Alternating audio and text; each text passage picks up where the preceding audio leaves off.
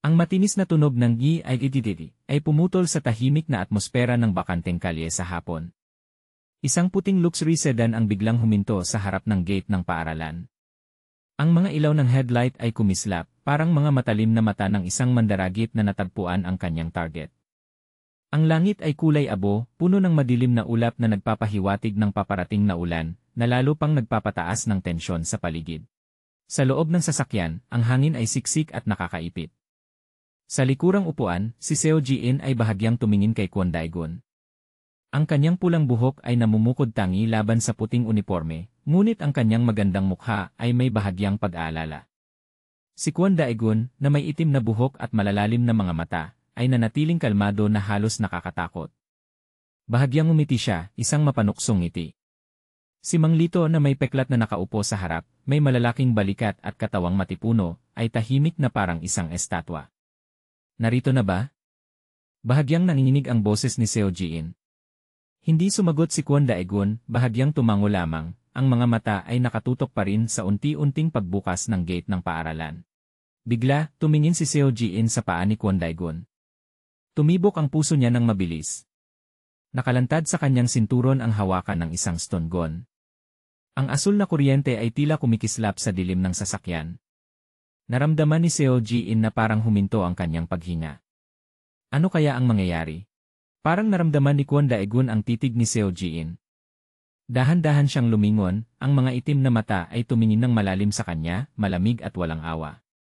Walang emosyon ang kanyang mukha, ngunit ang kawalang sensitibo na iyon ang nagdudulot ng kilabot sa mga nakatingin. Natakot ka ba? Malalim at may halong pangungutya ang boses niya. Huwag kang mag-alala, magiging masaya ito ngayon. Nang bahagyang kumilos si Kwon Dae-gun, may nahulog mula sa loob ng kanyang jacket. Napikit si Seo Ji-in upang tingnan. Isang maliit na hiringgilya na may walang kulay na likido ang nakahiga sa tapis ng sasakyan. Parang gusto nang tumalon ang puso niya sa dibdib. Hindi na ito basta laro sa paaralan. Sa sandaling iyon, biglang lumingon si Mang Lito na may peklat mula sa upuan sa harap. Ang mukha niya ay nagbago dahil sa isang baliw na ngiti, ang mga mata ay nakapikit, pula at puno ng dugo.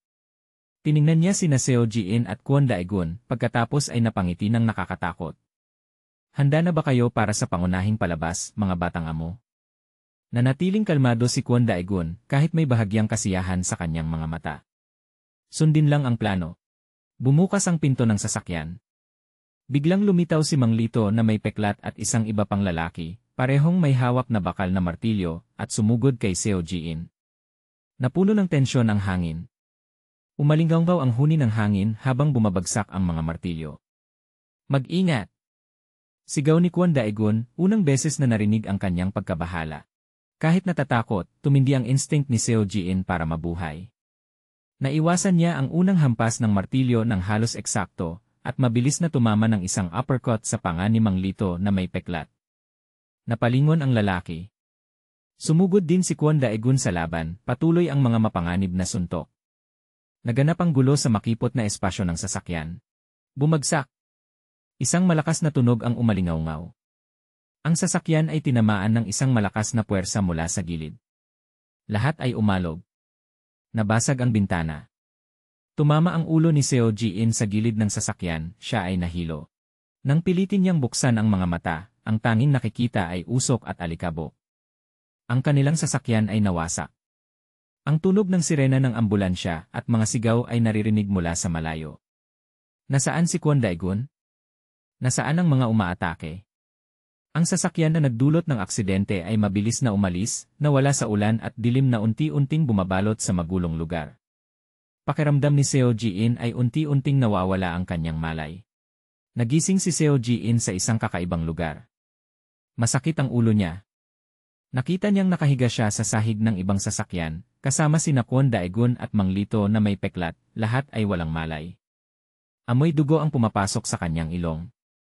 Ang tanawin sa labas ng bintana ay kulay pula mula sa mga ilaw ng ambulansya at apoy. Mukhang inilipat na sila mula sa lugar ng aksidente. Yuh! Kwon Dae-gun! Mahinang tinawag ni Seo Ji-in, sinubukang gisingin siya. Isang matinis na tunog ang narinig. Bumukas ang pinto ng sasakyan. Pumasok si Oh Dae-soo. Nakasuot siya ng itim na bestida, ngunit ang mukha niya ay natakpan ng anino. Tanging ang matalim niyang mga mata ang kumikislap ng malamig. Gising ka na ba, binibini? Mababa at puno ng kapangyarihan ang boses ni Odaisu. Nagsisimula pa lang ang kasiyahan. Sinubukan ni Seo Ji-in na bumangon, ngunit masakit ang buong katawan. Sino-sino ka? Hindi sumagot si Odaisu. Itinaas niya ang kamay, marahang pinutol-putol ang mga daliri, may sigarilyo sa pagitan ng dalawa. Ang apoy mula sa Zippo lighter ay nagliwanag, nagpapakita ng bahagi ng matulis na mukha at isang mahabang peklat sa pisngi niya. Ang taong magpapakita sa inyo kung ano ang impyerno. Humitit siya ng usok. Ang puting sasakyan nila ay ganap ng wasak, nakahiga sa gitna ng kalsada. Ang mga piraso ay nagkalat. Ang mga pulang ilaw mula sa mga pulis at ambulansya ay kumikislap, lumilikha ng magulong at malungkot na tanawin. Ang itim na sasakyan na may dala kay Seo Ji-in at Kwon Dae-gun ay mabilis na umaandar sa kalsada. Ang mga pulang ilaw sa likod ay parang dalawang pulang matang naglalagablab, mabilis na nawala sa mataong trapiko ng lungsod sa gabi, iniwan ang lugar ng krimen. Sa loob ng sasakyan, muling naganap ang isang laban. Nagising na si Kwon Dae-gun. Sinubukan nila ni Seo Ji-in na labanan si Odaisu at isang kasama nito na biglang lumitaw mula sa upuan ng driver. Ang mga sigaw at tunog ng banggaan ay umalingaw-ngaw sa makipot na espasyo. Magbabayad kayo. Sigaw ni Kwon Dae-gun, sumipa kay Odaisu.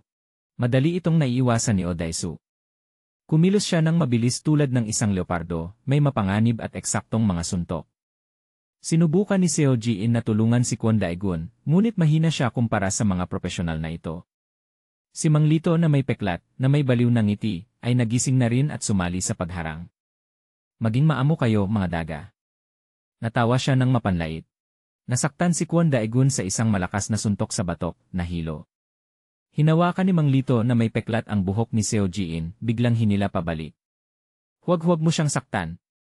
Sinubukan ni Kwon Dae-gun na bumangon, ngunit hinawakan siya ng kasama.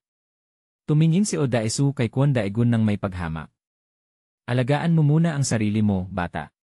Biglang may kilalang boses na malamig at makapangyarihan mula sa likod. Baki. Lahat sa loob ng sasakyan ay napatingin. Si Baki, na may itim na buhok na hati sa gitna at sigarilyo sa labi, ay nakasandal sa gilid ng sasakyan nang hindi napapansin. Ang kanyang mga mata ay matalim na parang kutsilyo, nakatingin diretsyo kay Odaisu. Biglang naging napakataas ang tensyon sa loob ng sasakyan. Isang bagong, mas mapanganib na laban ang tila magsisimula. Nang marinig ang pangalang Baki, sabay na sumugod si Odaisu at ang kasama nito sa bagong dating. Hindi natitinag si Baki. Kumilos siya ng mabilis, iniiwasan ang mga malalakas na suntok. Isang paikot na sipa ni Baki ang tumama sa dibdib ng kasama, na nagtulak sa kanya palayo, tumama sa gilid ng sasakyan at bumagsak. Isang matinis na tunog ang narinig. Sumigaw si Odaisu, ang leader, at sumugod kay Baki. Naglabas siya ng sunod-sunod na suntok, ngunit madali itong naiiwasan ni Baki. Bahagyang umiti si Baki, may halong hamon ang tingin. Iyan lang ba? Malalim ngunit makapangyarihang boses ni Baki.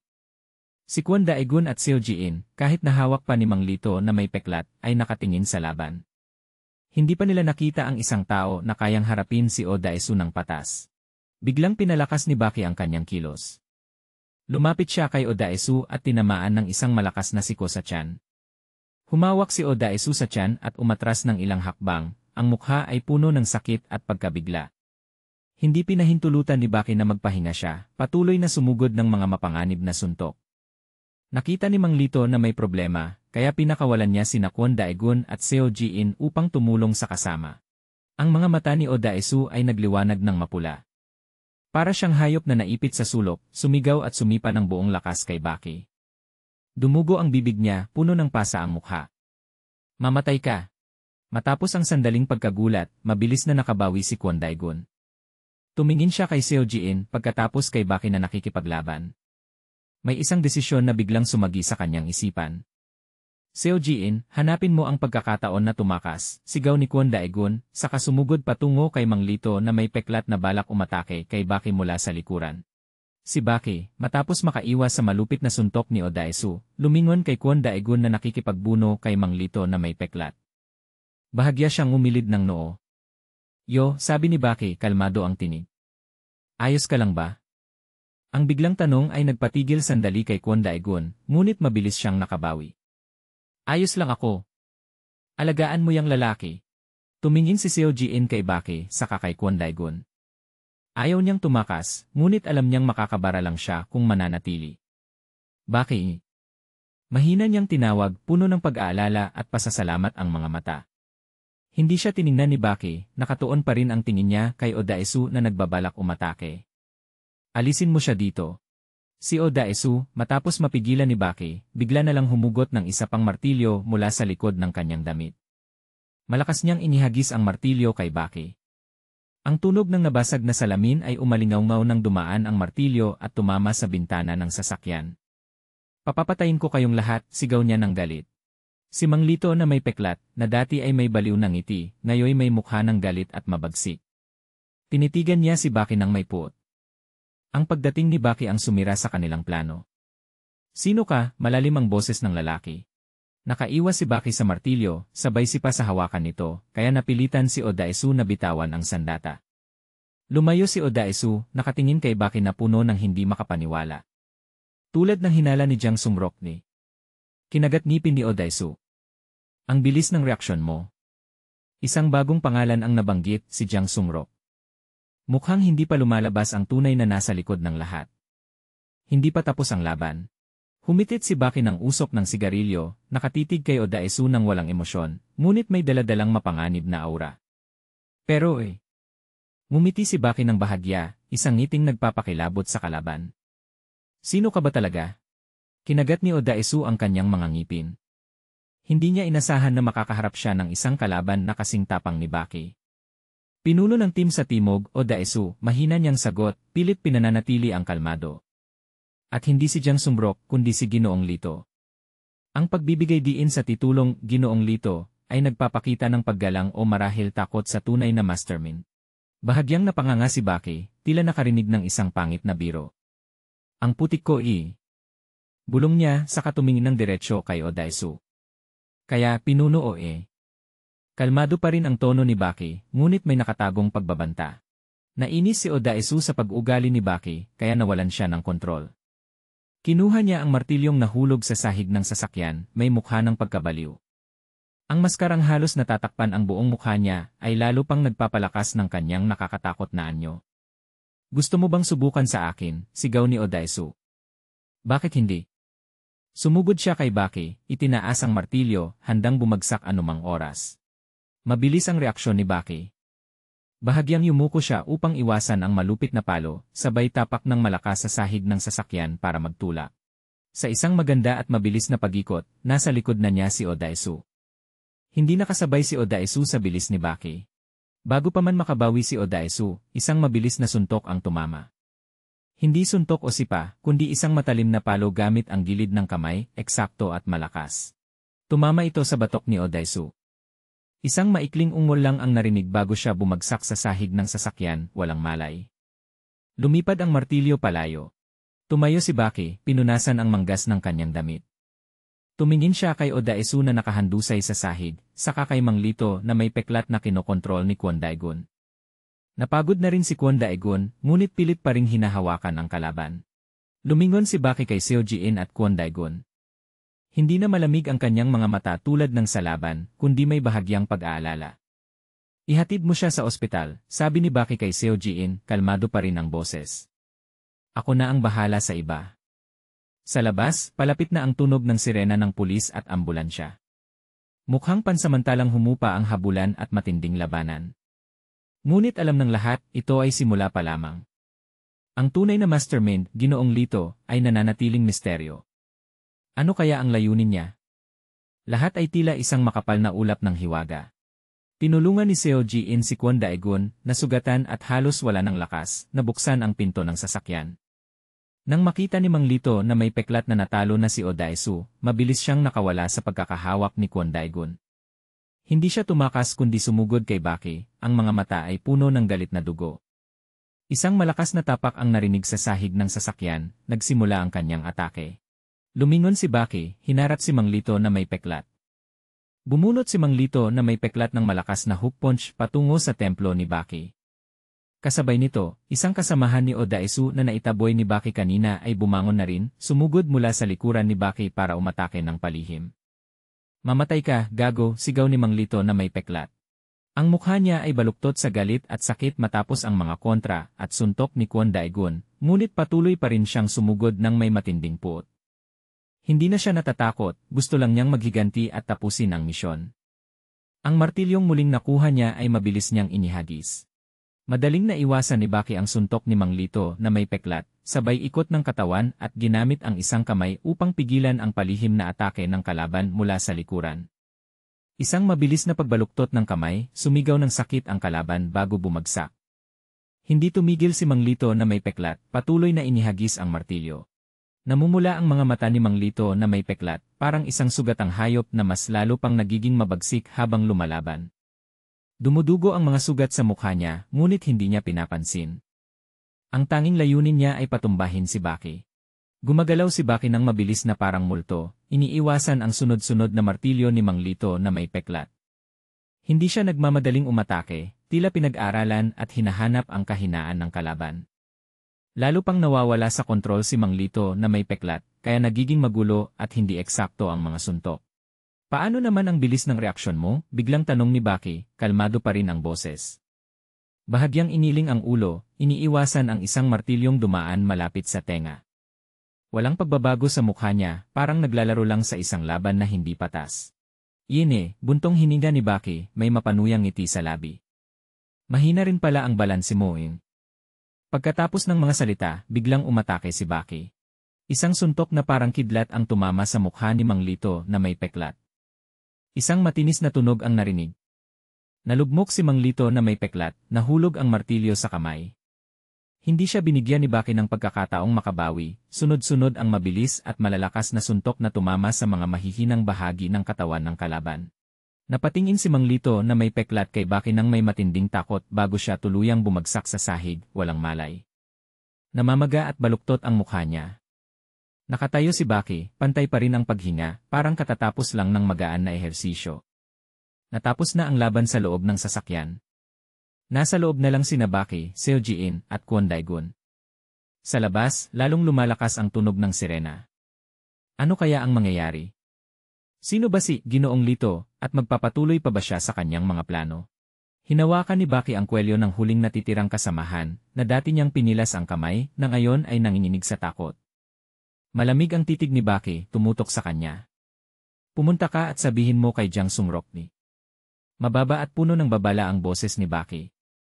Nakailangan niyang gamitin ang ulo kung gusto niyang gumana ng maayos ang katawan. Isang mensahe na puno ng palihim na kahulugan at hamon, tuwirang tinatarget ang pinaniniwala ang utak ng lahat. Pagkatapos sabihin yon, hindi nag-atubiling itinapon ni Baki ang kanyang tauhan palabas ng sasakyan. Lumipad siya na parang isang manika na naputol ang tali, direktang bumagsak sa madilim na ilog sa ilalim ng tulay kung saan dumaraan ang sasakyan. Isang tunog na "kien" ang narinig pagkatapos ay muling nanaog ang katahimikan. Tumayo si Baki at pinanood ang kumikilos na ibabaw ng tubig, walang pagbabago sa kanyang mukha. Bumaling si Baki, hinugot ang pakete ng sigarilyo, at sindihan ang isa. Humigop siya ng malalim at pinalabas ang usok sa bintana. Ang ilaw ng kalye ay sumilip, malinaw na ipinapakita ang matatag na mga linya sa kanyang mukha. Hindi magtatagal, kumakalat na ang balita sa iba pang sangay. Bulong ni Baki, ang kanyang mga mata ay nakatingin sa malayo patungo sa makinang na lungsod. Itinapon niya ang natirang sigarilyo sa kalsada, na nagliyab ng maliliit na apoy bago tuluyang namatay. Binuksan ni Baki ang pinto ng sasakyan at tinulungan si Seo Ji-in na suportahan si Kwon Daegun. Ang mukha ni Kwon Daegun ay maputla dahil sa pagkawala ng dugo, ngunit ang kanyang mga mata ay nagliliwanag pa rin ng katatagan. Tapos na. Maikli ang sinabi ni Baki. "Uwi na tayo." Muling pinabilis ng sasakyan at tumakbo sa dilim ng gabi. Ang mga ilaw ng sasakyan ay nagliliwanag sa daan sa unahan, na parang sinusubukang itaboy ang kadiliman at mga panganib na patuloy na nagbabantay. Nakaupo sa upuan ng driver, sinulyapan ni Baki si Kwon Daegun sa rearview mirror. Natulog na si Kwon Daegun dahil sa pagod, ang ulo ay nakasandal sa balikat ni Seo Ji-in. "Kumusta siya?" tanong ni Baki kay Seo Ji-in, sinira ang katahimikan. Kwon Daegun. Nagulat si Seo Ji-in nang marinig ang tunay na pangalan ni Kwon Daegun mula kay Baki. Alam mo siya. Kahit na nasa Malaysia, tila naramdaman pa rin ni Kwon Daegun ang isang bagay.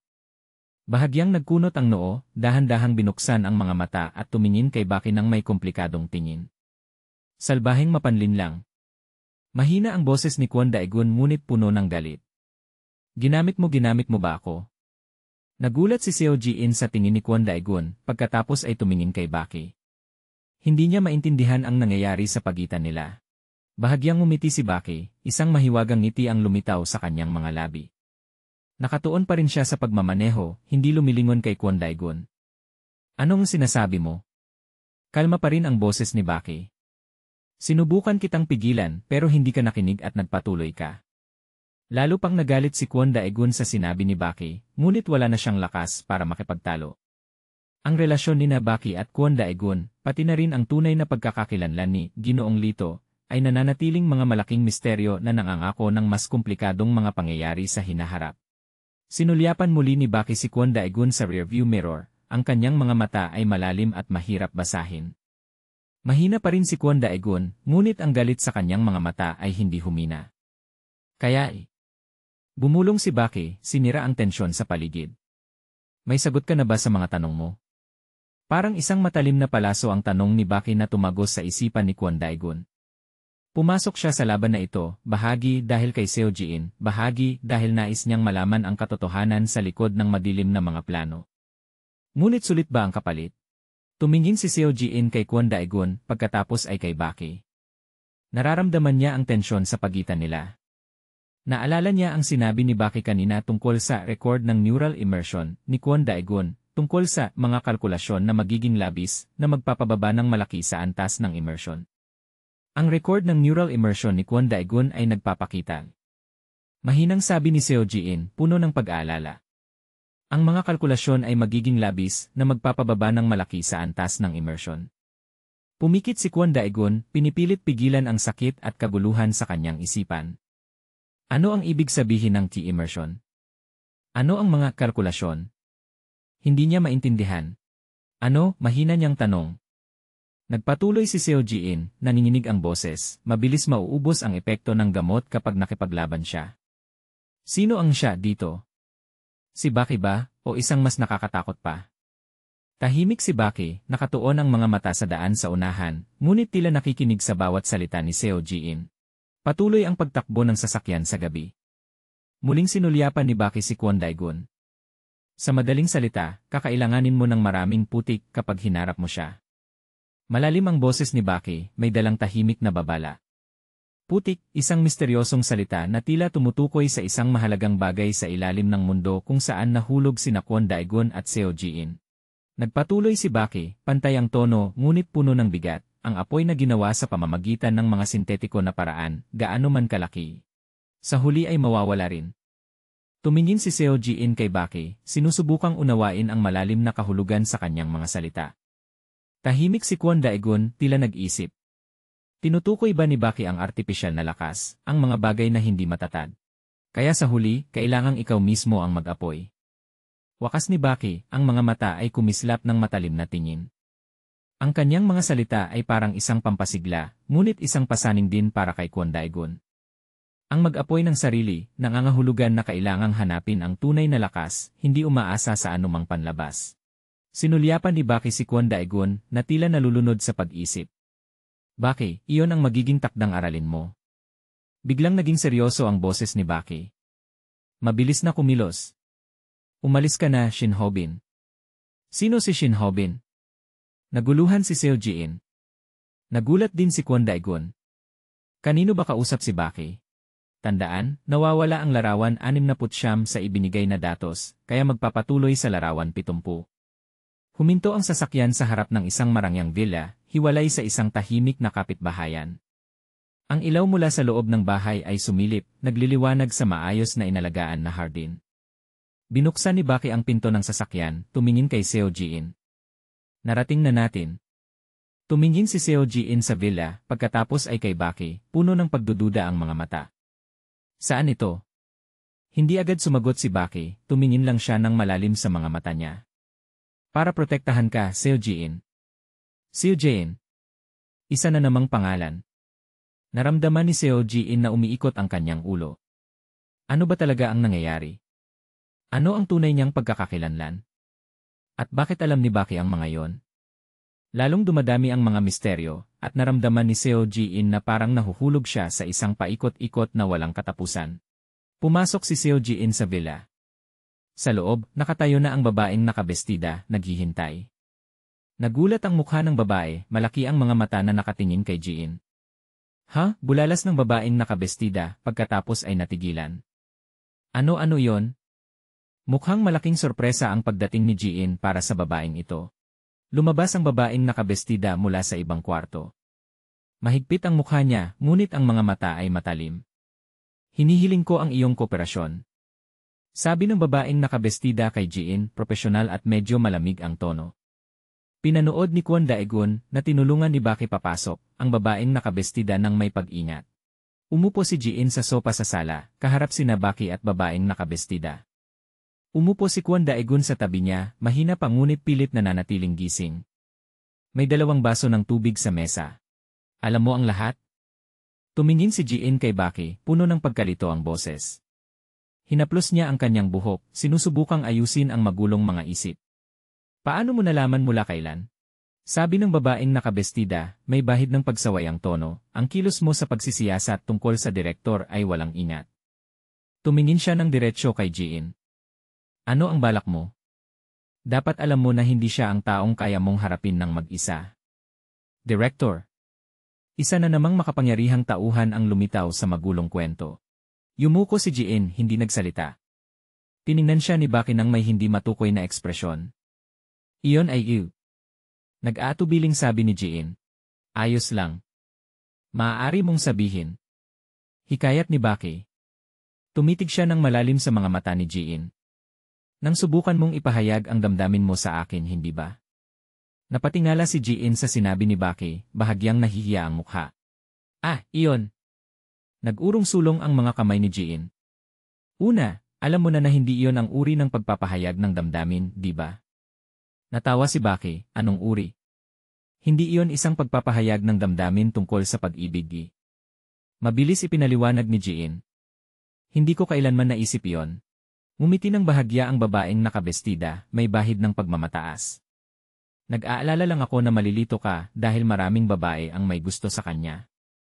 Itinulak niya ang isang tasa ng tsaa kay Ji-in. Uminom ka ng tsaa para kumalma, pagkatapos ay mag-usap tayo. Tiningnan ng babaeng nakabestida si Ji-in, ang mga mata ay tila sumisid sa kaluluwa ng dalaga. Tingnan mo siya, bulong niya, ngunit narinig ng lahat. Hindi siya naiba sa isang karaniwang babae. Ang pahayag na ito ay lalong nagpagulo kay Ji-in. Ano nga ba talaga ang kanyang tunay na pagkakakilanlan?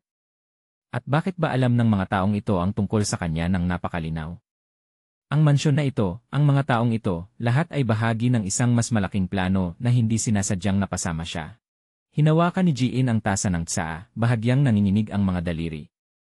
Isang mahinang tiklik ang narinig ng tumama ang tasa sa ilalim nito. Hindi pa rin siya makapaniwala sa mga nangyari at sa mga lihim na unti-unting lumalabas. Matapos ang ilang sandali ng katahimikan, huminga siya ng malalim, pilit na kumokontrol sa sarili. Tumingin siya sa babaeng nak. Matapos ang ilang sandali ng katahimikan, huminga siya ng malalim, pilit na kumokontrol sa sarili. Tiningnan niya ang babaeng nakabestida at kay Baki. Sa totoo lang, panimula ni Ji-in, bahagyang paos ang boses. Mayroon akong kapatid na lalaki. Ang pangalan niya ay Seo Ji-won. Ito ang unang pagkakataon na nabanggit niya ang kanyang pamilya sa harap ng mga taong ito. Pinunasan ni Ji-in ang kanyang bibig gamit ang kamay, pilit na pinipigilan ang mga damdaming halos sumabog. Ang larawan ng kanyang kapatid na si Seo Ji-won, na nakahiga sa kama ng ospital na may suot na oxygen mask, ay malinaw na bumalik sa kanyang isipan. Dahil sa isang insidente, patuloy ni Ji-in, may halong luha sa boses. Nasa ospital siya. Si Baki, na tahimik na nanonood mula pa kanina, biglang nagsalita. Matalim ang kanyang mga mata, diretso siyang tumingin kay Ji-in. Dahil ba ito sa direktor? Nagulat si Ji-in sa tuwiran na tanong ni Baki. Paano niya nalaman? Tiningnan niya si Baki, malaki ang mga mata sa pagkabigla. Mas tiyak, bulong niya. Ang direktor at ang mga tauhan niya. Kaya ang direktor, ang kaaway na sinusubukan ni Ji-in na labanan, at marahil ay ang layunin din ni Baki. Isang imahe ang sumagi sa isip ni Jiin, ang lumang gusali ng Gapcheon Orphanage. Isang lugar na puno ng mga madidilim na lihim at marahil ay pinagmulan ng lahat ng trahedya. Gapcheon Sect. Bumulong si Jiin, ang pangalang iyon ay parang isang matalim na sugat sa kanyang puso. Lumipat ang eksena sa isang pag-uusap sa pagitan ni Kwon Gil at Wang Cho. Dahil maraming tao ang pumipigil. Sabi ni Kwon Gil, may halong pag-aalinlangan ang boses. Hindi ko kayang kumilos ng direkta, pero pinutol siya ni Wang Cho na may halong kawalang pasensya, diretso ka na sa punto. Tumingin siya kay Kwon Gil ng matalim. Huwag nang paligoy-ligoy. Yumuko si Kwon Gil, kitang-kita ang pagkadismaya at marahil ay takot. Sinubukan ko, pero inamin niya. Sa huli, hindi ko siya matusok. Sino ang siya dito? Ang direktor ba? O isang ibang tauhan sa organisasyon ni Ginoong Lito? Tumingin si Wang Cho sa kanyang tauhan, ang kanyang mga mata ay hindi nagpapakita ng malinaw na emosyon. Pero pilit na ipinaliwanag ni Kwon Gil. Sapat na yon para magbigay babala. Isang mabilis na suntok mula kay Wang Cho ang tumama sa mukha ni Kwon Gil na nagdulot sa kanya na bumagsak. Hindi naging epektibo ang babala. Nagpapatuloy ang lihim na digmaan at ang mga mahihina ay kailangang magbayad ng presyo. Nakatingin si Wang Cho kay Kwon Gil na nakahiga sa sahig, malamig ang. Nakatingin si Wang Cho kay Kwon Gil na nakahiga sa sahig, malamig ang mukha. Isang kutsilyo na ganito kataloy. Ngumingiti si Wang Cho nang may pang-insulto. Ito ang dahilan kung bakit kailangang palaging hasain ang kutsilyo, Kwon Gil. Dagdag pa niya. Tumingin si Wang Cho pababa kay Kwon Gil, ang kanyang mga mata ay naging madilim, puno ng pagbabanta. Ilan taon ka na ba? Mababa at mapanganib ang boses ni Wang Cho. Kailangan ko pa bang hasain ito ng sarili ko? Tumingin si Kwon Gil kay Wang Cho, malaki ang mga mata sa takot. Dumadaloy ang malamig na pawis sa kanyang noo. Ang larawan ng mga sugat na dumudugo sa likod ng isang tao, maaaring simbolo ng parusa o mga palo, ay lumitaw na nagpapataas ng tensyon at kalupitan ng ilalim ng mundo. Huwag kang mag-alala, kuya, nanginginig si Kwon Gil, magkasamang nakatiklop ang mga kamay sa pagmamakaawa. Aalagaan ko siya ng maayos, hindi ko hahayaang maging tapulan. Marahil ang siya ay ang target na nabigo si Kwon Gil na patayin. Matagal na tumingin si Wang Cho kay Kwon Gil pagkatapos ay bahagyang tumango. CJ. Malamig pa rin ang boses niya. Dapat mong gawin ng maayos ang bahagi mo, lalo na sa mga ganitong pagkakataon. Lumapit ang lalaking nakasalamin, isa pang mataas na opisyal sa organisasyon. Wang Cho. Tawag ng lalaking nakasalamin. Handa na kami. Lumiko si Wang Cho, kasama ang lalaking nakasalamin at si Kwon Gil, na unti-unting bumabangon, ay naglakad sa isang madilim na pasilyo. Ang kanilang mga anino ay mahaba sa sahig, nagtatago ng mga lihim at madidilim na plano na malapit ng isa katuparan. Huminto sina Wang Cho, lalaking nakasalamin, at Kwon Gil sa harap ng isang mabigat na bakal na pinto. Tara na. Utos ni Wang Cho, walang emosyon ang boses. Tara na. Utos ni Wang Cho, walang emosyon ang boses. Dahan-dahang bumukas ang pinto, inilantad ang isang malawak at madilim na silid. Yumuko ang tatlo at pumasok ng may paggalang. Ang tanging ilaw sa loob ay nagmumula sa isang maliit na bintana sa taas, na nagdudulot ng mabigat at nakaka-pressure na atmosfera. Sa loob ng silid, maraming kalalakihan na suot ay punit-punit na damit, nakaupo ng nakayuko sa malamig na sahig. Sila ang mga taong pinabayaan, itinakwil ng lipunan, at marahil ay tinanggap ng Gapcheon Sect, o ng organisasyon ni Ginoong Lito, ginawang mga kasangkapan para sa madidilim na layunin. Nakatayo si Wang Cho sa harap ng karamihan, matalim ang tingin sa bawat mukha. Nakatayo sa magkabilang gilid sina lalaking nakasalamin at Kwon Gil, seryoso ang mga mukha. Tulad ng alam ninyo, sinimulan ni Wang Cho ang kanyang talumpati, umaalinggaw ang boses sa buong silid. Ang mga taong tulad natin. Huminto siya sandali upang maramdaman ng mga nakikinig ang kanyang mga salita. Nagpatuloy si Wang Cho, puno ng kapaitan at galit ang boses, ay hindi tratuhin bilang tao.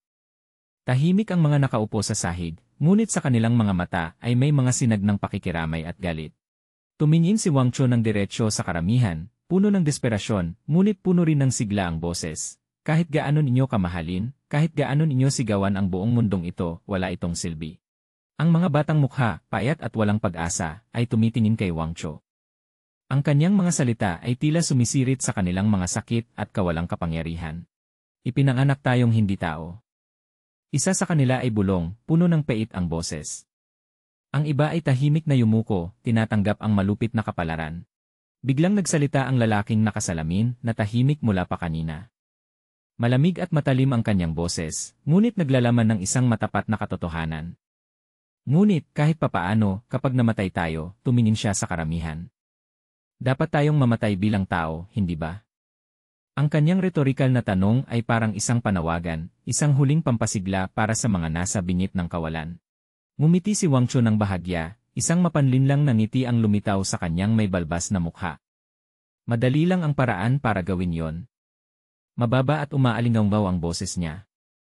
Itinaas ni Wang Chou ang isang daliri, matalim ang tingin sa mga tahimik na nakikinig. Ang bahagi ng isang tao. Sabi niya ng may kapangyarihan. Kailangan lang niyong ibigay. Itinaas ni Wang Chou ang isang daliri, matalim ang tingin sa mga tahimik na nakikinig. Ang bahagi ng isang tao. Sabi niya ng may kapangyarihan. Kailangan lang niyong ibigay ang inyong bahagi bilang tao. Ang malabong salita ngunit puno ng sigla ni Wang Chou ay lalo pang nagpataas ng tensyon sa silid. Ano ang ibahagi na yon? Lumiko si Wang Chou paharap sa bintana, tumingin sa mahina na ilaw na pumapasok mula sa maliit na bintana. Kung magagawa ninyo yon, dagdag niya, maaari kayong maging proud na tawaging tao. Ang pangakong ito ng pagbabago, ng pagkilala, kahit na mahina, ay sapat na upang magbigay ng maliit na pag-asa sa mga desperadong mata. Isa sa mga tao sa karamihan, marahil si Kwon Gil, ay abala sa isang malaking lalagyan ng tubig. Ang tunog ng tubig na dumadaloy ay pumuno sa tahimik na espasyo. Ano kaya ang kahulugan nito? Bahagi ba ito ng iambag? Bumaling si Wang Chou, itinuturo ang karamihan na may halatang pagmamataas. Ngunit tulad ng lahat sa mundong ito, sabi niya, hindi lahat ay maaaring maging tao. Biglang itinaas ni Wang Chou ang kanyang kamay, at ilang dosenang maliliit na itim na tableta ang lumipad sa hangin. Unti-unting bumagsak ang mga ito. Isang mahinang ihos ang narinig ng tumama ang mga tableta sa sahig. Bumagsak ang mga ito sa harap ng karamihan. Sa 30 tao na narito ngayon, anunsyo ni Wang Chou, malamig ang boses. 3 kabataan sa kanila ang tumingin sa mga bumabagsak na tableta, malaki ang mga mata sa pagkabigla, takot, ngunit may halong kuryosidad at pagnanasa.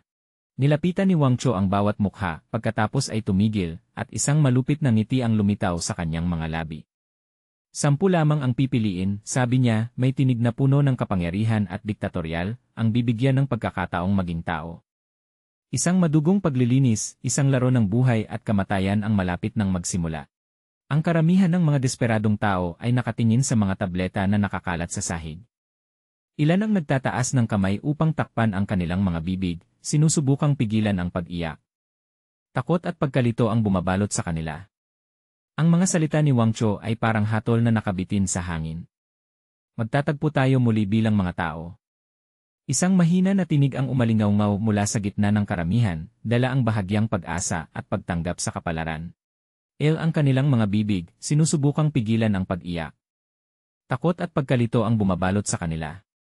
Ang mga salita ni Wang Chou ay parang hatol na nakabitin sa hangin. Magtatagpo tayo muli bilang mga tao. Isang mahina na tinig ang umalingaw-ngaw mula sa gitna ng karamihan, dala ang bahagyang pag-asa at pagtanggap sa kapalaran. Si Wang Chou, ang lalaking nakasalamin, at si Kwon Gil ay lumingon at lumabas ng silid, iniwan ang 30 katao na humaharap sa isang matinding pagsubok. Ang mabigat na bakal na pinto ay sumara ng malakas, ikinulong sila sa dilim at kawalang pag-asa. Pagbalik sa mansyon, ipinagpatuloy ni Seo Ji-in ang kanyang kwento kay Baki at sa babaeng nakabestida. May luha sa kanyang mga mata, ikinuwento niya ang mga kasamaan ng Gapcheon cult. Pinagsasamantalahan ng Gapcheon cult ang pagiging menor de edad ng mga bata, sabi ni Seo Ji-in, may galit sa tinig, at ginagamit ang mga batang iyon para sa iba't ibang kakilakilabot na gawain. Ginagamit sila para sa katiwalian, bilang mga bayarang tulisan, at iba pang mga kasamaan. Sa esensya, ginagawa nila ang lahat ng maruruming gawain ng direktor. Nakayuko si Seo Ji-in, mahigpit ang pagkakahawak ng mga kamay. Tiningnan siya ni Baki, ang kanyang mga mata ay puno ng pag-isip. Pinagsamantalahan din nila ang kapatid ko Naputol ang tinig ni Seo Ji-in. Sa huli nagpasya siyang wakasan ang kanyang buhay. Kitang-kita ang sakit ng pagkawala sa mukha ni Seo Ji-in. Kahit mahina pa, bahagyang hinawakan ni Kwon Daegun ang kamay niya, sinusubukang magbigay aliw. Tiningnan siya ng babaeng nakabestida ng may simpatya, ngunit puno rin ng katwiran. Naiintindihan ko ang sitwasyon. Sabi niya. Ngunit, hindi ito ang bagay na kaya mong lutasin mag-isa. Mas mabuti pang iwasan mo ito. Hindi. Itinaas ni Seo Ji-in ang kanyang ulo, may matibay na tingin. Nakakalap na ako ng maraming ebidensya tungkol sa mga maling gawain ng direktor. Kung dadalhin ko ito sa pulis ngayon. Biglang pumutol si Baki, hindi. Nagpatuloy ang babaeng nakabestida, seryoso ang tinig, hindi madaling talunin ang direktor. Bukod pa rito, ang Gapcheon Cult ay isang tunay na marahas na organisasyon. Kung gusto mong harapin sila, parang malamig na tubig ang sinabi ng babaeng nakabestida sa determinasyon ni Seo Ji-in.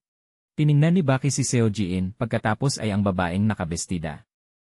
Bahagyang umiti siya. Sige, mabuti. Nagulat si Seo Ji-in at ang babaeng nakabestida sa sinabi ni Baki. Ano? Tanong ni Seo Ji-in, hindi maintindihan ang ibig sabihin ni Baki. Ano ang sinabi mo? Tumingin si Baki ng diretsyo sa babaeng nakabestida, malamig ang tingin. Tunay na marahas. Inulit niya ang sinabi ng babaeng nakabestida, may bahagyang pangungutya sa tono.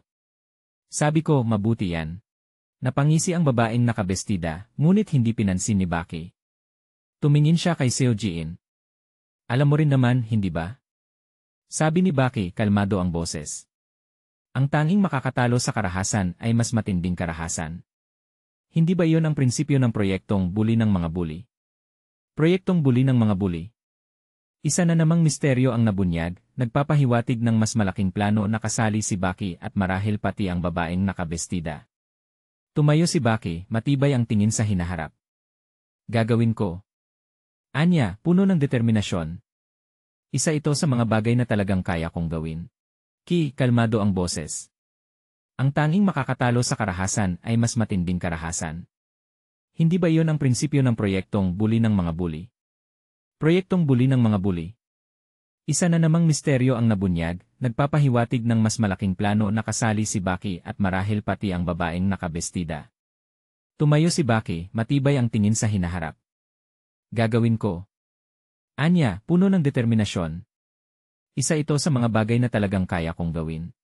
Bumukas ang pinto ng sasakyan, isang matangkad na anino ang lumabas, ang mukha ay nakatago sa ilalim ng sombrerong may visor na nakababa. Sa loob ng eskinita, ang tanging ilaw ay nagmumula sa telepono ng isa pang binata. Tila siya ay naghihintay ng isang tao. Ang tanawin sa loob ng isang lihim na silid ng akademya ay nagpakita ng isang nakakatakot na kaguluhan. Mga mesa at upuan ay nagkalat, mga piraso ng sirang pinggan ay nakakalat sa sahig. Ilang mamahaling bote ng alak ang nakahiga, ang amber na likido ay dumadaloy, naghahalo sa kumikislap na mga piraso ng salamin sa ilalim ng kumikislap na ilaw. Ang matapang na amoy ng alak ay humahalo sa tensyon sa hangin, nagpapahiwatig ng isang gulo o isang nakakatakot na pangyayari na kakalipas lang.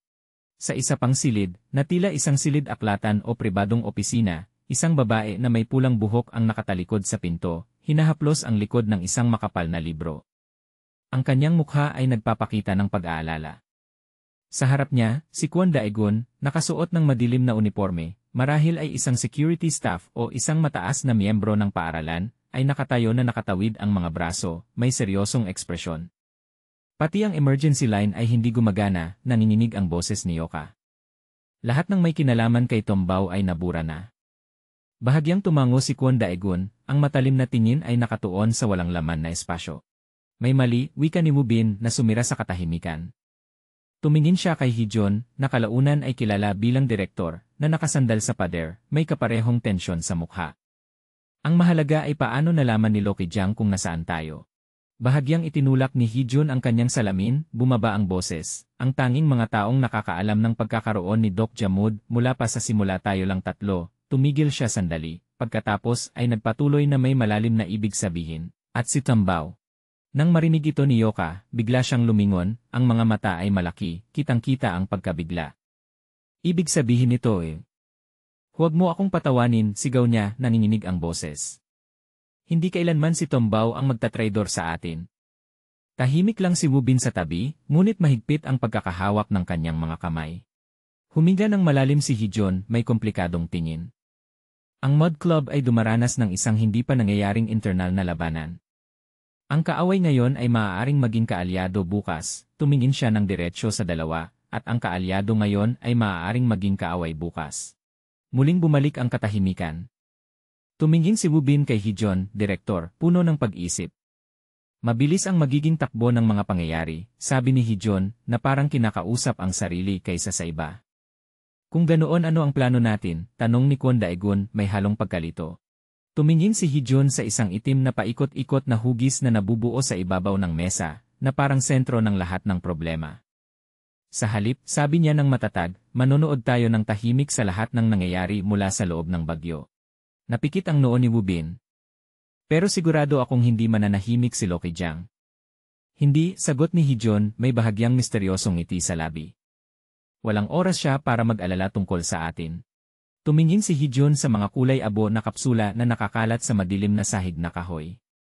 Dahil abala siya sa pagkuha ng mga candy na nahulog sa lupa. Lumingon si Hee-jeon patungo sa ginri na nakaparada malapit doon, kung saan naghihintay sina Yoka at Kwon Daegun. Sabihan ng iba pang mga miyembro. Sandaling huminto si Hee-jeon, tumingin sa malayo, kung saan ang mga ilaw ng lungsod ay sumasalamin sa madilim na kalangitan. Simula ngayon malamig at matatag ang kanyang boses. The Erasers ay bubuwagin. Sumapit ang gabi sa isang malawak at marangyang tradisyonal na Koreanong villa, na may mga kurbadang bubong at maingat na inaalagang hardin. Ang mainit na dilaw na ilaw ay sumisiklab mula sa mga papel na bintana, na kontrast sa mahiwagang katahimikan ng gabi. Tahimik na pinagmamasdan ng isang security camera ang paligid. Sa loob ng isang marangyang silid na may marangyang chandelier, isang babaeng nakasuot ng pulang damit ang nakangiti, habang nakikipag-usap sa isang matandang lalaki na may puting buhok, nakasuot ng maayos na bestida. Maayos ba ang pagpupulong? Tanong niya ng matamis. Hindi pa ba dumarating ang Kapitan o Daesu? Ang matandang lalaki ay lumingon, nagbubuhos ng isang baso ng amber na alak. Hindi namin siya makontak. Bahagyang nagkunot ang noo, at bulong na may halong pagkapuot at galit. Si Baki, ang salbaheng ahas ni. Umupo ang matandang lalaki sa isang leather armchair, hawak pa rin ang baso ng alak. Kaya pala ganoon ang kanyang mga kilos. Ang babaeng nakadamit pula ay nakatayo sa tabi, nakatawid ang mga braso.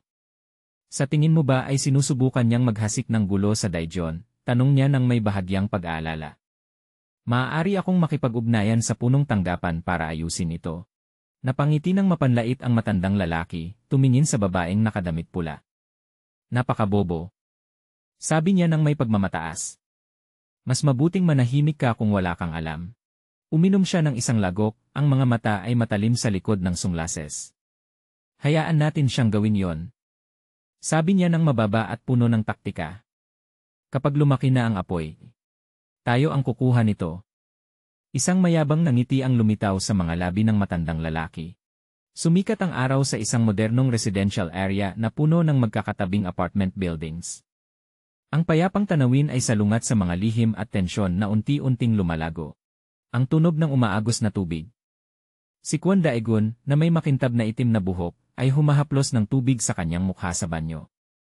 Ang mga patak ng tubig ay dumadaloy sa kanyang kayumangging balat, ang mga kalamnan ay kitang-kita. Habang naghuhugas, nag-isip siya. Kumalabog ang hawakan ng pinto.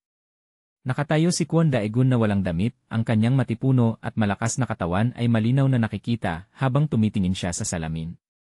Biglang bumukas ang pinto ng banyo. Pumasok si Seo Ji-in, isang batang babae na may mahabang kayumangging buhok, nakasuot ng puting blouse, nang hindi sinasadya.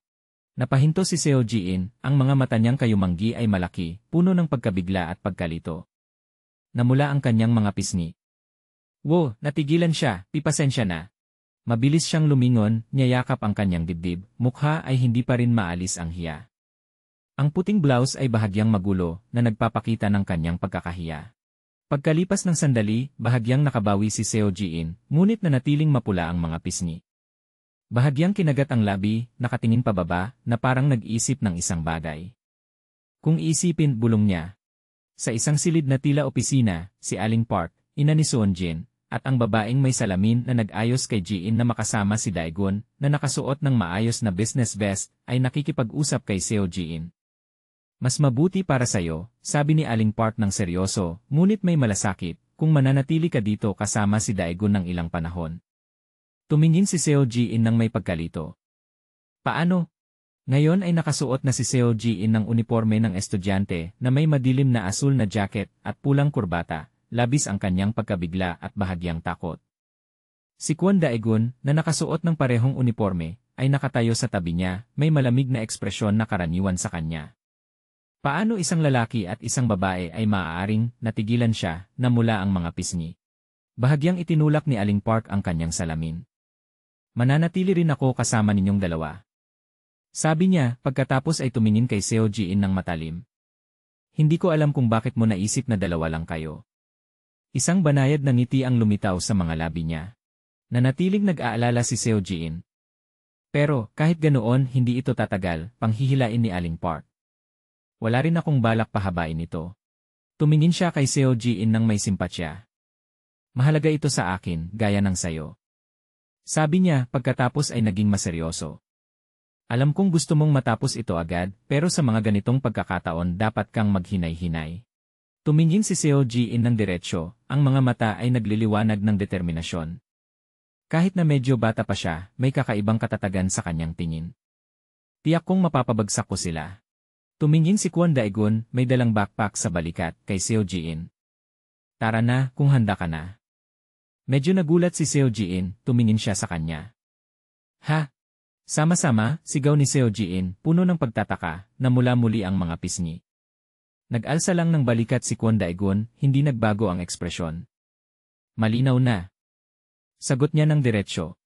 Tumingin si Kwon Daegun kay Seo Ji-in, may halong komplikadong tingin, ngunit nanatiling malamig ang mukha. Hindi ba't ako ang dapat magprotekta sa'yo, sabi niya, pantay ang tono, kung mapapasok ka sa delikadong sitwasyon. Tumingin si Seo Ji-in kay Kwon Daegun, malaki ang mga mata, may halong pasasalamat ngunit puno rin ng pag-aalala. Ay! Bahagyang ungol niya. Ako ay labis na nagpapasalamat, pero kung ganun ang mga chismis Napikit ang noo ni Kwon Daegun. Mga chismis. Tumingin si Seo Ji-in kay Kwon Daegun, may halong pag-aalala. Lahat ng tao ay labis ng interesado sa relasyon mo.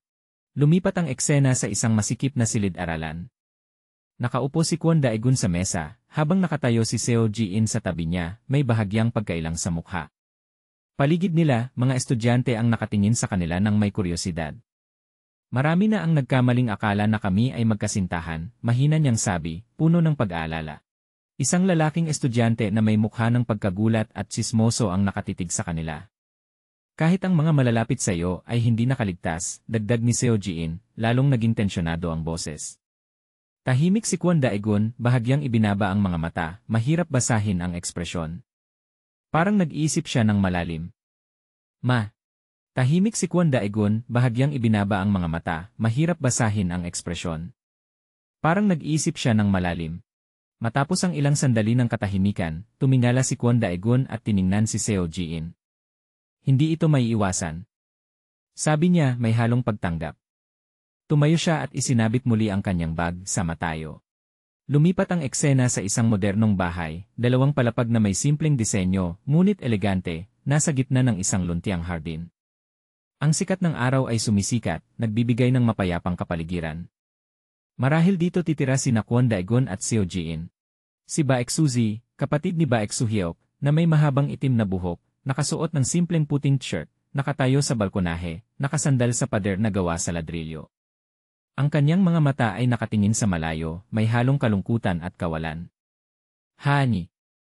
Malalim ang buntong hininga niya. Pakiramdam ko'y sobrang walang laman. Tumingin si Sohyuk sa kanyang kapatid at nag-isip. Lumitaw ang mukha ni Jiho. Matalim ang kanyang mga mata, diretsyo ang tingin, hindi malinaw kung ano ang iniisip. Malamig at misteryoso ang ekspresyon. Nakatalikod si Jiho sa isang silid na parang bodega o workshop, maraming istante na may mga gamit. Busy ka ba? Kailangan nating mag-usap. May gusto rin akong sabihin. Sagot niya, tinitigan ang babaeng may pulang buhok. Bakit hindi ka muna magsimula?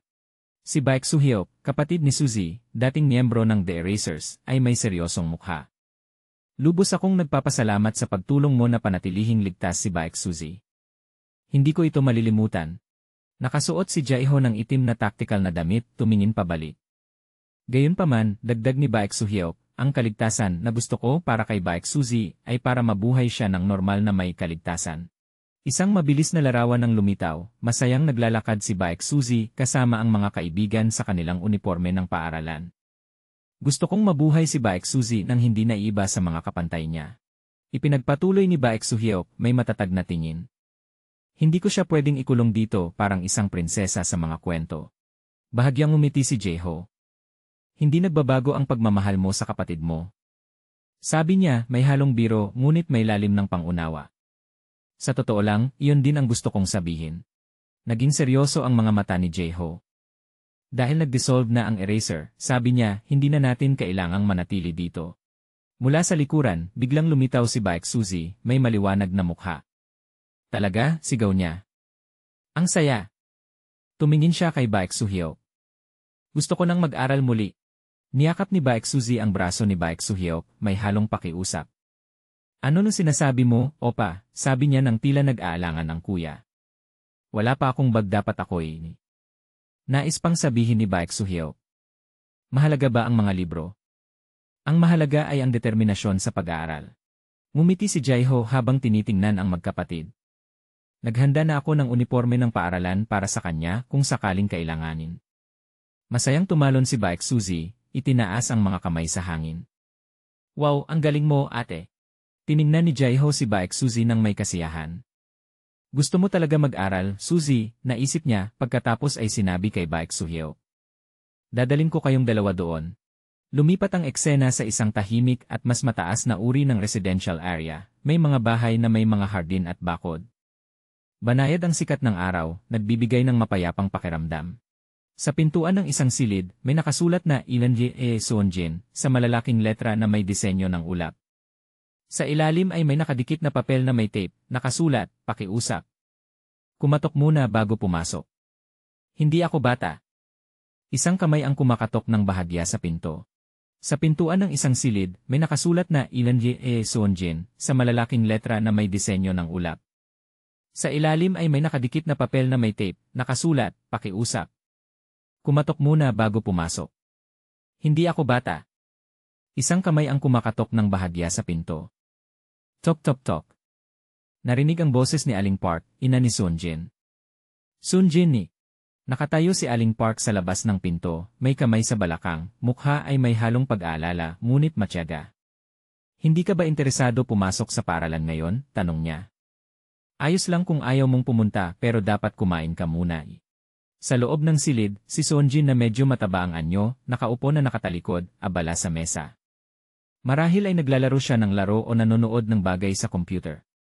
Magiging payat ka kung palaging hindi kumain, sigaw ni Aling Park mula sa labas. Patuloy siyang nanghihikayat. Baka gusto mo ng gatas? Hindi ay nagugutom, sigaw ni Sunjin mula sa loob, puno ng inis. Ah! Kung ganun Medyo naguluhan si Aling Park. Baka nakakainis, muling sumigaw si Sunjin, pinutol ang pananalita ni Aling Park. Lumingon si Sunjin, namumula ang mukha sa galit, mga matay nakabuka habang nakatingin sa pintuan. Nag-aalburu tulay, huwag ini akong kausapin. Sa mesa ni Sunjin, katabi ng keyboard at mga libro, may nakabukas na pakete ng cookies. Mukhang hindi naman talaga siya hindi gutom. Umupo si Sunjin sa harap ng mesa, nakapaloob ang mga kamay sa baba, may luha sa mga mata. Ang mukha niya ay puno ng lungkot at pangungulila. Suhyok. Suzy. Bulong niya sa sarili ang mga pangalan. Ano ba talaga ang ginagawa nila na hindi man lang nakikipag-ugnayan sa akin? Si Baek Suhyok ay kuya ni Baek Suzy. Kumalog ang telepono ni Sunjin. Kulog. Kulog. Sa screen ay lumalabas ang tawag mula sa Suhyok. Nakatingin si Sunjin sa telepono, mga matay mamasa-masa, may halong gulat at pag-asa. Isang tanawin sa labas ng isang magandang bahay na may hardin. Mas maliwanag ang mukha ni Sunjin, sumigaw papasok sa bahay, inay magluto ka naman ng pagkain para sa akin. At masiglang dagdag pa niya, dumarating din si Suhyok. Sa itaas ay chat message mula kay Baek Suhyok, pasensya na kung hindi nakipag-ugnayan ka makailan. May gusto akong sabihin sa'yo kaya pupunta ako agad. Isang paaralan ang lumilitaw sa ilalim ng sikat ng araw, mga berdeng puno, asul na langit na may ilang ulap. Ang paligid ay tahimik at puno ng buhay. Sa loob ng pasilyo ng paaralan, dalawang lalaki na nakauniporme ang biglang huminto, nagulat, at tumingin sa unahan. May malaking tandang padamdam sa ibabaw ng kanilang mga ulo. Dalawang babae naman ang may katulad na reaksyon, nakabuka ang mga mata, bibig na nakabuka sa gulat. May tandang padamdam din sa kanilang mga ulo. Si Baek Suzy, nakauniporme ng estudyante na puting polo, madilim na pulang kurbata, at maikling itim na palda, ay naglalakad ng may kumpiyansa sa gitna ng mga estudyanteng nakatitig sa kanya. Ang mahabang itim niyang buhok ay sumasabay sa bawat hakbang. Iyan sa Baek Suzy, sigaw ng isang boses. Nakatayo si Baek Suzy sa gitna ng pasilyo, matalim ang tingin, napakataas ng aura. Ang mga estudyante sa paligid ay nagbulungan, dibay. Sobrang astig. Pumasok siya ay paaralan, yan hindi nagdadala ng iye. Tunay yan, Reyna. Bahagyang ngumiti si Baek Suzy, palihim na tumingin sa paligid. Huhuhi. Bulong niya may halong pagmamalaki. Dapat kumalat na ang balita tungkol sa pagbabalik ng Reyna. Tumingin siya sa karatula na may nakasulat na isa tandang bawas isa, klase isa tandang bawas isa. Para marinig din ang buong unang klase. Naisip niya. Dalawang lalaki malapit doon ay nagbulungan, hindi na siya Reyna, di ba? Sagot ng isa pa. Kasi meron na tayong hari na si Kwon Daegun ngayon, isang malabong imahe ang lumitaw sa likod ni Baek Suzy, na parang espiritu o aura niya ay medyo napapawi. Nakakahiya kung may Reyna pa. Bahagyang iniikot ni Baek Suzy ang buhok, may kumpiyansang ngiti sa labi. Mahinang tawa niya, hindi pinapansin ang mga usap-usapan. May sumingit na lalaki, mas bagay sa kanya ang emperatrice. Muling lumitaw ang malabong espiritu ni Baek Suzy, tila hindi natuwa. Siyempre, hindi si Baek Suzy ang emperatrice, isang boses ang nagsabi. Pumayag ang lalaki, tama ka. Lumingon si Baek Suzy, matalim ang tingin sa dalawang lalaki.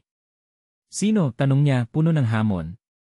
Isang lalaki ang bumulong, narinig ko, kasama niya, Kwon Daegun, si Seo Ji-in sa klase siyam mayon. Sumingit ang isa, kaya pala siya ang emperatrice niya. Isang boses ang nagsabi. Pumayag ang lalaki, tama ka. Lumingon si Baek Suzy, matalim ang tingin sa dalawang lalaki. Sino? Tanong niya, puno ng hamon. Isang lalaki ang bumulong, narinig ko, kasama niya, Kwon Daegun, si Seo Ji-in sa klase siyam mayon. Sumingit ang isa, kaya pala siya ang emperatrice, nagpatuloy ang dalawang lalaki sa bulungan, ibig sabihin, naghiwalay na sila. Tumutukoy sa relasyon ni Kwon Daegun at Baek Suzy. Lumapit si Baek Suzy sa dalawang lalaki, nagalit ang mukha, banta ang tono. Hindi niyo kailangang magsalita ng malakas ng ganun, nagliyab ang mga mata niya. Gusto niyo ba na marinig ko? Sabihin niyo na sa harap ko. Malakas ang boses niya. Kung wala kayong lakas ng loob, manahimik na lang kayo, tama ba? Nakatawid ang mga braso, tinignan niya ang dalawang lalaki nang may paghamak. At pasensya na, pero mali ang impormasyon niyo. Sabi niya nang may kumpiyansa. Wala akong nararamdaman para kay Kwon Daegun. Nais pa niyang sabihin, at sa totoo lang, siya. Nang tawagin mula sa malayo si Seo Ji-in, ang batang babae na may kayumangging buhok na kasama ni Kwon Daegun, Daegun. Medyo nagulat si Baek Suzy, lumingon. Lumabas si Kwon Daegun sa dulo ng pasilyo. Nagmadaling lumingon si Baek Suzy, tumakbo papasok sa isang silid-aralan malapit doon. Ilkitu. Tiningnan siya ni Kwon Daegun, medyo nagulat. Baek Suzy, bulong niya. Nananabik pa rin ang dalawang lalaki. Tiningnan ni Kwon Daegun ang direksyon kung saan tumakbo si Baek Suzy, may halong pag-isip. Hindi ko siya nakita nitong mga araw na ito, nag-aalala ako. Bahagyang umiti siya. Ayos lang naman. Nakatago si Suzy sa likod ng pader. Tumitibok ng mabilis ang puso, namumula ang mukha sa hiya. Si Baek Suzy, namumula ang mukha, palihim na tumitingin kay Kwon Daegun mula sa likod ng pinto ng silid-aralan. Ilanibie. Nagmamadaling tumibok ang puso niya. Kikinita ko lang siya sandali, pero siya. Nauutal siya, pagkatapos ay pinipilit ang sarili. Hindi, mukhang payat siya. Patuloy na tumitingin si Baek Suzy kay Kwon Daegun na papalayo sa pasilyo. Nagkakain ba siya ng maayos? Nag-aalala siya. Mabuti pa ba siya? Nakatayo si Kwon Daegun sa pasilyo, hawak ang telepono, kalmado ang mukha. Nakatago pa rin si Baek Suzy sa likod ng pinto, hindi nagpapakita. Umayaw siya. Lumunok ng laway. Sa screen ng telepono ni Kwon Daegun ay may mensahe mula kay Baek Suhyok, Kwon Daegun. Kumusta ka? Ako si Baek Suhyok. Magsisimula na si Suzy sa pag-aaral mula ngayon. Nagbasa si Kwon Daegun ng susunod na mensahe. Nakatayo si Kwon Daegun sa pasilyo, hawak ang telepono, kalmado ang mukha. Nakatago pa rin si Baek Suzy sa likod ng pinto, hindi nagpapakita. Umayaw siya. Lumunok ng laway. Sa screen ng telepono ni Kwon Daegun ay may mensahe mula kay Baek Suhyok, Kwon Daegun. Kumusta ka? Ako si Baek Suhyok. Magsisimula na si Suzy sa pag-aaral mula ngayon. Nagbasa si Kwon Daegun ng susunod na mensahe mula kay Baek Suhyok, medyo nagulat. Ang susunod na mensahe, pakiusap, alagaan mo siya para sa akin. Tinitignan ni Baek Suzy ang telepono niya, nakabukas ang chat kay Opa, Baek Suhyok. Baek Suhyok, ipapasa ang mensahe kay Kwon Daegun, pakiusap, alagaan mo siya para sa akin. Kwon Daegun, sagot kay Baek Suhyok. Kwon Daegun, sagot kay Baek Suhyok, sige, siguro ayos lang. Baek Suhyok, mensahe kay Suzy, sabi niya ganoon, kaya huwag kang mag-alala at mag-enjoy sa pag-aaral. Nagbasa si Baek Suzy ng mensahe, nagbago ang ekspresyon. Ha? Ano? Yakap niya ang telepono, namumula sa galit at hiya. Anak na opa na ito, anong ginagawa mo? Sigaw niya sa isip. Pero sige, siguro ayos lang ang ibig sabihin ay ano ba? Lumipat ang eksena sa isang convenience store o fast food. Nakatayo si Suhyuk sa counter, hawak ang telepono. Isang babaeng empleyado na naka-uniforme, may sombrerong baseball cap, hawak ang mop, nakatingin kay Suhyuk na medyo inis. Ni. Sabi niya. Kung wala kang mahalagang bagay, mas mabuting itabi mo na ang telepono mo. Ding dong. Tumunog ang kampanilya ng pinto. May customer, sabi ng babaeng empleyado, nagmadaling lumabas. Nakasuot na ngayon si Suhyuk ng uniforme ng empleyado, madilim na asul na polo, apron, at papel na sombrero, nakatayo sa likod ng counter, pilit mumiti, medyo pilit, sa mga customer. Ngiti lumabas ang isang speech bubble, marahil ay paalala o utos ng manager. Sa likod ay isang billboard ng burger. Pinilit ni Suhyuk nang umiti ng malapad, na parang nakakatakot kaysa kaaya-aya. Maligayang pagdating sa amin. Ang papel na sombrero ay nakaliko sa isang gilid. Dalawang customer, isang lalaki at isang babae, ay sumigaw ng malakas, kiyak, at dali-daling tumakbo palabas ng tindahan. Nagmadaling pinakalma ng babaeng empleyado si Suhyuk, mga customer ngayon lang po ito ang unang araw niya. Dalawang customer ang tumakbo palabas ng fast food, sa malayo ay may isang misteryosong taong nakasuot ng itim. Samantala, si Gil, isang lalaki na nakahoodie na itim at may takip sa mukha, ay nakatayo sa labas ng fast food, hawak ang isang lumang telepono, nakikipag-usap sa isang tao. Nakita ko na si Baek Suhyok. Hinahanap namin siya kahit saan pero Samantala, si Gil, isang lalaki na nakahoodie na itim at may takip sa mukha, ay nakatayo sa labas ng fast food, hawak ang isang lumang telepono, nakikipag-usap sa isang tao. Nakita ko na si Baek Suhyok. Hinahanap namin siya kahit saan pero hindi namin siya makita. Patuloy na nagsalita si Gil sa telepono, medyo nag-aalangan, pero, nagtatrabaho siya sa isang fast food. Tumingin siya sa loob ng tindahan kung saan naroon si Suhyok. Kung pareho pa rin ang utos ng direktor, hahanap ako ng pagkakataon para ayusin siya. Tumawa ang nasa kabilang linya, pinutol ang sinabi ni Gil. Sa kabilang linya, si Hee-jun ay tumatawa ng malakas at masaya. Puhahaha! Napangisi si Gil, tila hindi maintindihan. Ayusin siya. Sabi nila ang tuta ay walang takot, Ang boses sa kabilang linya ay tila nangaasar. Maliit nating Gil. Lumaki ka na talaga. Ako na ang bahala dito, tuloy mo lang ang pag-uulat sa akin. Kung may espesyal na bagay, tawagan mo ako. Pinutol ni Gil ang tawag, hinila ang maskara na tumatakip sa mukha. Sige na. Mahinang bulong niya, saka umupo ng nakasandal sa pader, mukha ay puno ng pag-isip. Pumutok. Sa loob ng isang marangyang kotse, tumitig si Ginoo G ng diretsyo sa harap, malamig ang mga mata sa likod ng salamin. Nasa posisyon na ba ang lahat? Tanong niya, may kapangyarihang tinig. Sa loob ng madilim na van, nakaupo si Ginoo G sa harapang upuan, sumulyap sa likod. Sa likuran, isang grupo ng mga taong nakasuot ng itim, may mabagsik na mukha, hawak ang matutulis na kutsilyo, mga mata ay kumikislap sa dilim. Tayo na, utos niya.